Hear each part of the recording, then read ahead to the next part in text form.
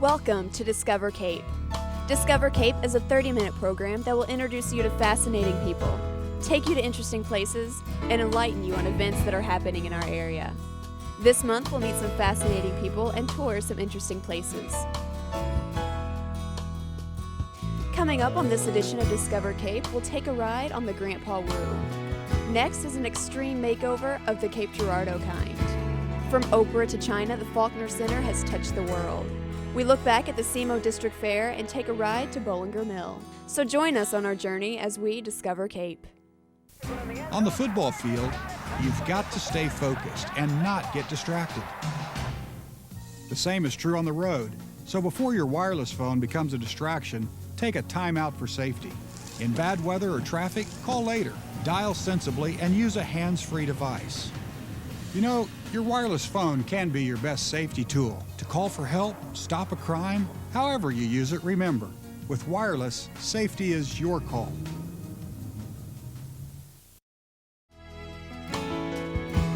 Twice a year, a friendly old gentleman visits the banks of Cape Girardeau. He's a luxury yacht that goes by the name of Grandpa Woo. Taking part of the scenic boat tour along the Mississippi will help you discover Cape from a different view. Hello, I'm Captain Dana, the captain of the Grandpa Woo 3, an excursion vessel that sails the waters of Lake Superior in the summer and, of course, the waters of the Gulf of Mexico in the winter. The Grandpa Woo 3 is the third of a series of excursion vessels that my wife and I have owned and operated. And, of course, this voyage began years ago when I retired from the Army, a retired military officer with 20 years active duty. Actually, I'm the hostess for our ship, and my husband is the captain, and we've been doing this for 16 years now, I think. Anyway, we started with a 22-foot, a little fishing boat. That was probably somebody's rich person's a little dinghy. And just a couple of weeks before it arrived, my wife's father passed away with liver cancer. That's when our children said, "Mom, Dad, we should name the new boat after Grandpa." So that's the source of the name Grandpa Woo. It took 4 years to build up enough business to just do scenic cruises. As we entered 1996, we knew that we had the volume of business and passengers to make that leap. We found a buyer for the Grandpa Woo 1 and made a deal to sell it. Now we're nervous because there's no ship and you're still offering scenic cruises with no boat. But we were fortunate and found a great replacement, a beautiful 110-foot vessel. We began doing excursions up on Lake Superior, but it didn't take long to discover that there are fantastic resources along all of our waterways, especially here at Cape Girardeau. The history of this community is astounding, and what's really a privilege is to be able to see that history from the waters of the Mississippi, the very same waters that caused Cape Girardeau to be historic. The Grandpa Woo began coming here to Cape Girardeau way back in 1994, first voyage through here. Cape Girardeau has opened its doors to visitors, and that's very well demonstrated by the beautiful murals that pretty much say, "Welcome to Cape Girardeau, come visit us." The arrangements took place in the fall of 2003. Captain Dana Collars and his wife Chanae were here in Cape. They had docked at the riverfront and had come into the Convention and Visitors Bureau and talked with our director, Chuck Martin, and they had a meeting and to see if they could have a relationship, if they would like us, if we would like them, and they had a trial period in spring of 2004. They had some trial cruises with community leaders and some business owners in the community, and it worked out great. The relationship became very bonding between both parties, the boat along with the Cape Girardeau community. And then 2 years ago, the Cape Girardeau Visitors and Convention Bureau opened up their arms and invited us to stay here and offer open boarding cruises as well. Since then, we've been returning more often, more frequently, with more passengers, and of course the result has been wonderful. Lots of people who live in this area now have an opportunity in the fall and the spring to get on the waters of the Mississippi and enjoy that rich cultural history and also take advantage of the beautiful flora and fauna along the riverbanks as well. The Grandpa Woo has 3 diesel engines with a total of just under 2,000 horsepower, allow this vessel to move at speeds of 27 miles an hour. But of course, most of our passengers prefer a quiet cruise so they can take the time and see the sights and enjoy the view. How in the world does a retired Army officer end up driving a ship on the waters of the Mississippi? Well, it stems from way back in my early childhood. I have always had a love for large open bodies of water. And of course, once I retired from the military, to discover that we could sail the waters of the Great Lakes and the Western Rivers and make a living at that has truly been an enjoyable endeavor. Frequently, our passengers will tell my wife and I that we must have a wonderful life living on the water, and that's true. This vessel not only serves as a business where my wife and I can take people out and share the experiences of the water with them, but it's also our home. We live on board year-round, and we get to see the waters of the Great Lakes, Lake Superior, Lake Huron, Lake Michigan, as well as a wide variety of our major cities. And it is a wonderful transition from Army life, where you get up in the morning and you're told what clothes to wear and what time you have to go to work, to being on the open waters and having a lot of freedom to explore the waters that we love, and of course an opportunity to meet really fantastic people who also share their interests with us in enjoying the sights and the waters of our country.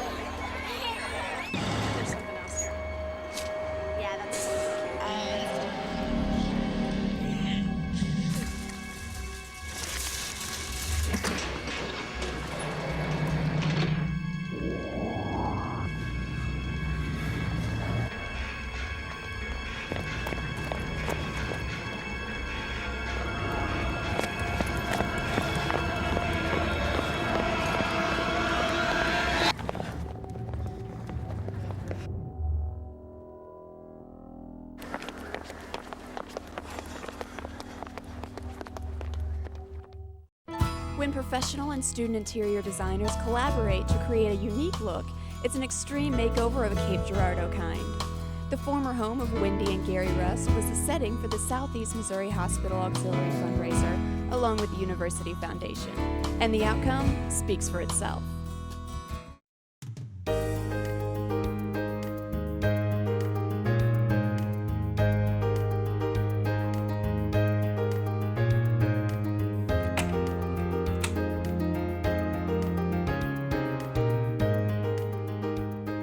Hi, I'm Carol Sturr. I'm one of the faculty members here at Southeast Missouri State University in the Interior Design program.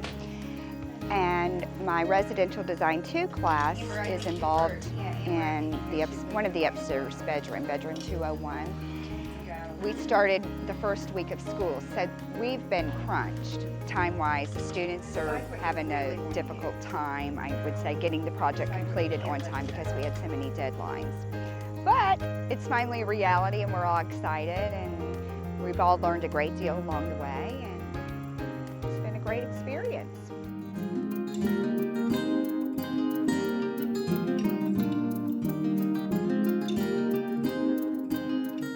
Hi, my name is Jill Eichhorn. I'm with Southeast Missouri State University, and I'm the graduate assistant for the interior design program, and I am doing the entry and the foyer for the house. The design I chose for the room, I think, keeps with the integrity of the house. The house was built in the early 1900s, so I wanted to keep the original floor covering and also the wall covering. I believe that the furniture that I chose helps with this. All of the furniture is very dark wood, and it's very elegant furniture. It has marble tops, so I wanted to keep with the look using the original things that were already in the house. So I believe that I did that very well, and That's what I'm doing for the design.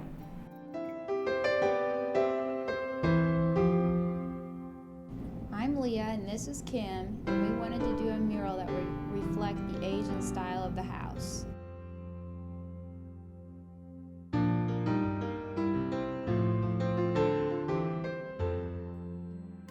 Hi, I'm Laurie Schneider, and today we're here in the Designer Show House. I was chosen to remodel the library. It was my concept to redo the library as a woman's study as opposed to a traditional man's study. It's a dark paneled room, and I thought it would be fun to kind of lighten it up with some bright colors.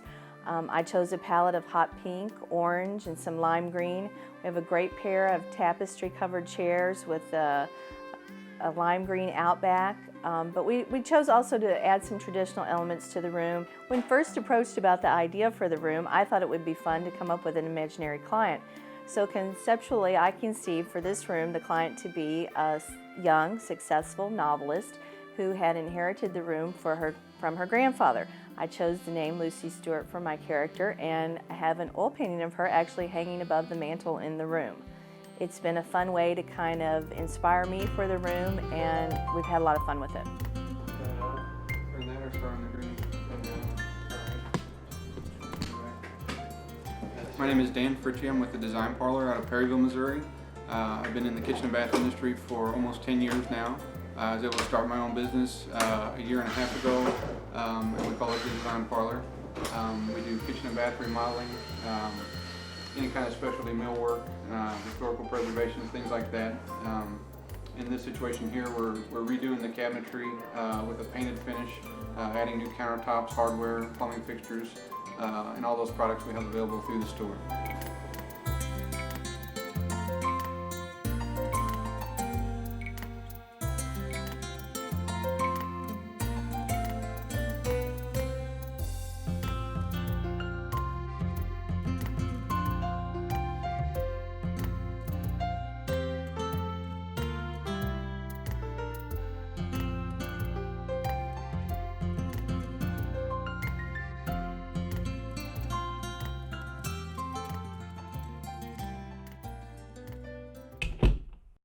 One of the most impressive places to discover on the campus of Southeast Missouri State University is the Rare Book Room in Kent Library. The Rare Book Room holds one of the world's largest collections of Pulitzer Prize-winning author William Faulkner. Scholars from around the world have taken notice, and even Oprah sought out Dr. Bob Hamblin to help the nation rediscover the importance of the Faulkner writings. William Cuthbert Faulkner was born on September 25, 1897 in New Albany, Mississippi. The oldest of four sons, William was named after his great-grandfather in hopes he would live up to the legacy of the old colonel. At the age of 5, Faulkner's family moved to Oxford, Mississippi, where he remained for much of his life. Faulkner began publishing books after the urging of a friend. His first publication was a collection of poetry, The Marble Faun. Once he moved to New Orleans, Faulkner started work on his novels. After arriving at the realization that writing novels would not make him the money he wanted, Faulkner turned to writing scripts. In 1949, Faulkner received the Nobel Prize for Literature. He continued work in novels and scripts for many years. In 1962, Faulkner died of a heart attack at the age of 64.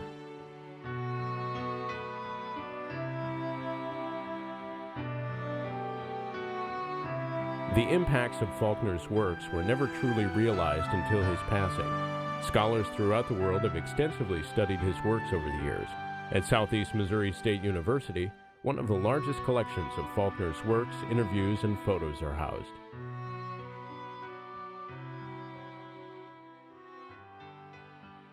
My relationship to the collection is that I put the collection together and then put the collection here at Southeast Missouri State. I started collecting at Yale at the same time that I fell in love with The Sound and the Fury, which was the first Faulkner book I read.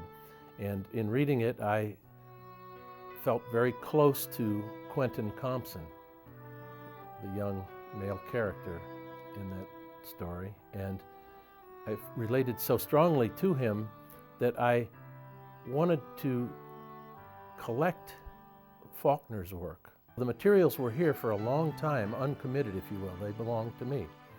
In 1988, I made a determination that this would be a good place to keep them permanently. So what I did, in short, was to donate a part of the collection to the university, and I sold part of it to the university. I work side by side with Bob Hamlin. We now also have an archivist, Lisa Spear, who is instrumental in helping us get the collection completely ordered and to the point where we can present it on the internet. I have great aspirations for this collection. Professor Robert Hamlin and I have spent 25 years trying to fulfill my aspiration, which is his aspiration as well, and that is that people come to this collection from all over the world, use this collection. With the help of Dr. Hamlin, I just came here. I read a lot of books. He showed me that his books, the collection of Faulkner's books, and the programs, a lot of things which I think is much helpful to me for my studies and my paper dissertation.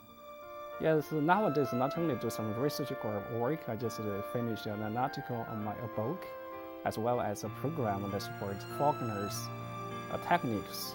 There are many materials in the collection that have not been seen before. We want them to be used in a scholarly way. And at this stage of the game, we are beginning to have students, professional students, and teachers, Fulbright scholars come to Southeast Missouri State utilizing the collection. I think this is the ultimate goal for the collection. I met L.D. Brodsky in 1978. He was living in Farmington, Missouri at that time. I had a student in a night class who told me about this Faulkner collector in Farmington, and I arranged to meet him after the student set up the contact. And for the next 25 years, we've been working together on his marvelous Faulkner collection, doing books and articles and exhibits and public lectures. It's been a great experience for me. Now, the Brodsky collection of Faulkner materials is one of 4 major Faulkner collections in the entire world. The other 3 are at the University of Virginia, the University of Texas, and the University of Mississippi, which is Faulkner's hometown. So we have some very distinguished company as a repository for Faulkner collections. In our collection, there are signed books, manuscripts, some handwritten, some typed. There are photographs, letters, wills, documents relating to Faulkner's Hollywood career, film scripts that he wrote while he was in Hollywood. Wonderful material for researchers to learn more about Faulkner's life and career. We have an office and workspace in Kent Library up on the 3rd floor. We also work a lot in the rare book room, of course, on the 2nd floor where the collection is housed. But much of our work is done via the internet. People find our website. We have lists there of materials that we have in the collection. We send out digital photographs, faxes, copies of scanned copies of materials, letters or documents in the collection. The Rare Book Room was established in 1968 by the family of Charles Luce Harrison, who is the donor of one of the collections housed in the Rare Book Room. And there are 2 collections housed in the room, the Harrison Collection, which consists of 800 rare and unusual books accumulated by Mr. Harrison over the course of his life, and those were donated to the university in 1946 after his death in 1944. And the second collection housed in the Rare Book Room is the Brodsky Collection, which is one of the 4 largest collections of material on William Faulkner in the world. Well, my responsibility with the Brodsky Collection has been processing the manuscripts and letters, and processing involves essentially housing every single document in its own individual mylar cover that protects the document from handling, from harm, from dust. Those are placed in archival folders and archival boxes. Access copies are made. Those are simply photographic copies of the originals that we provide for researchers to use. And then information about each document is entered in a database, and that information is available on our website for people to search.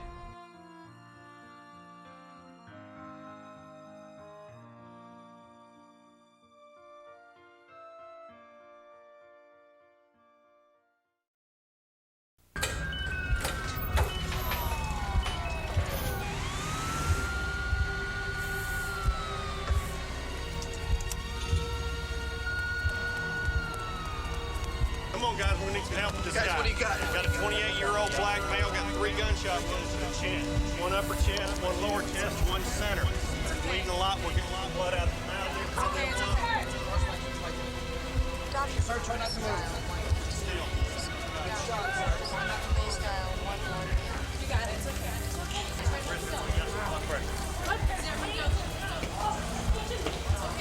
There are 2 paths a child can take.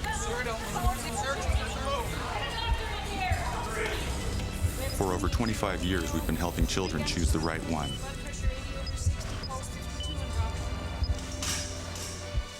Communities and schools, helping kids stay in school and prepare for life.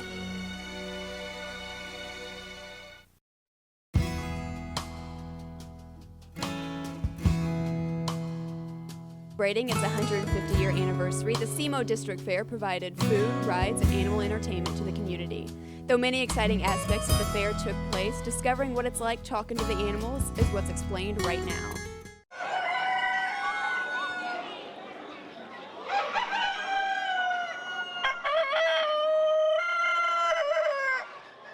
I'm Pete Poe, president of the Southeast Missouri District Fair. We have a wide variety of animals that come to the fair. We have sheep, we have goats, we have pigs, we have beef cattle, dairy cattle, horses, you name it, we've got it. Animals are the reason that fairs started. Back in about 1850, the first fair was started in Pennsylvania, and it was an opportunity for farmers, livestock people to get together and display and compete with their wares.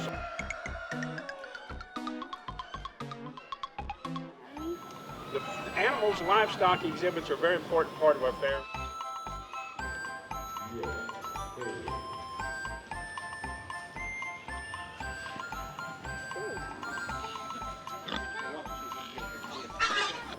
We see a good combination of both. With the youngsters, of course, there's an adult that's generally accompanying them, so we've got a good combination of both. Our seniors take particular interest in coming and looking at the livestock.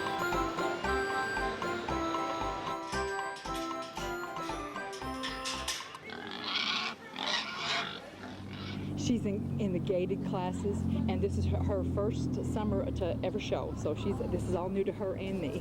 It was pretty unusual because I was competing against a lot of horses that were, that had showed a very experience, and so I was, I was kind of surprised that we had gotten that high. I was very pleased with it. But she just went, consistent in her gait, and she just didn't pay attention to the audience and things, and that sometimes that spooks them too. But she was a good girl. They have a certain way they walk. It's a smoother, like Western horses, they're kind of more like this, and gated horses. The horse is just real smooth. Oh. They're really good for trail riding. If you have to ride long distance, they really work out great. Just 2 different styles of horses. Well, yeah, it's right. I mean, I got... Oh, really? I got him right before he turned 2 years old. And I took him to Eminence, and we did a lot of nighttime things. He wasn't used to everything at night and things coming out in front of him. And we worked very hard. It cost me $50 a month to board him because I don't have a farm. He cost me right at $3,000 just for him because we have 6 horses. So just for him, it's probably $7 a week for grain and probably $6 a week for hay because we feed him year round because we don't have enough pasture to feed him.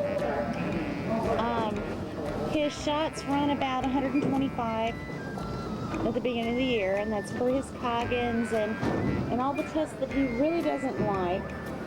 We ride trail rides and a lot of horse shows.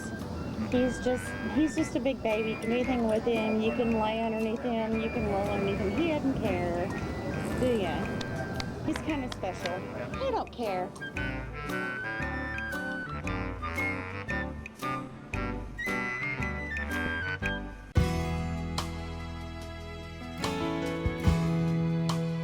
Bollinger Mill has been around since 1800 when settlers from the west needed a place to process grain. Sifting devices, roller mills, and grinding equipment are still displayed at the state park and historic site.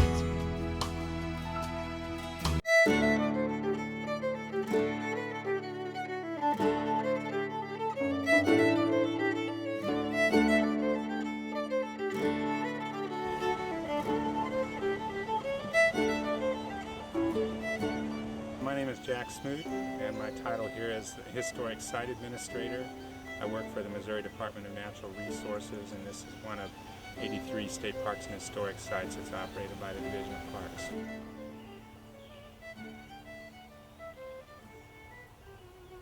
It was important to the settling of the West as people moved from the East Coast and into this part, especially after the Louisiana Purchase. As farmers cleared land and they had to have some place to take their grain to have it processed, and there's been a mill on this site ever since 1800.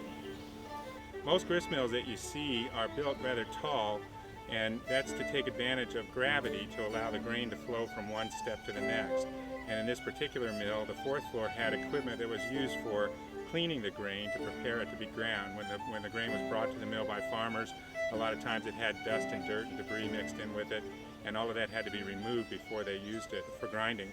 Then on the third floor they had storage bins for that clean grain, along with other machines, various types of sifting devices that were used for removing bran and other byproducts from the wheat and in order to produce white flour. And then on the second floor, that's where the real business of the mill occurred. That's where all the grinding equipment was located, the mill stones and roller mills. The stones are large round stones, and you can see on the surface of the stone that there's a pattern of furrows or grooves that are cut into it, and those were important in how the stone worked. Those are what actually did the grinding of the grain that passed between them. And the first floor I kind of refer to as the shipping and receiving. That's where the farmer brought his grain into the mill, where they weighed it and tested it for moisture and such, and then also where they packaged all the various products that were coming down from the machines on the upper floors. George Frederick Bollinger, who came out here and established this site in 1797, had brought 20 families out here in 1800, including 6 brothers and nephews of his, and that's one of the reasons that the Bollinger name is so well established here in southeast Missouri.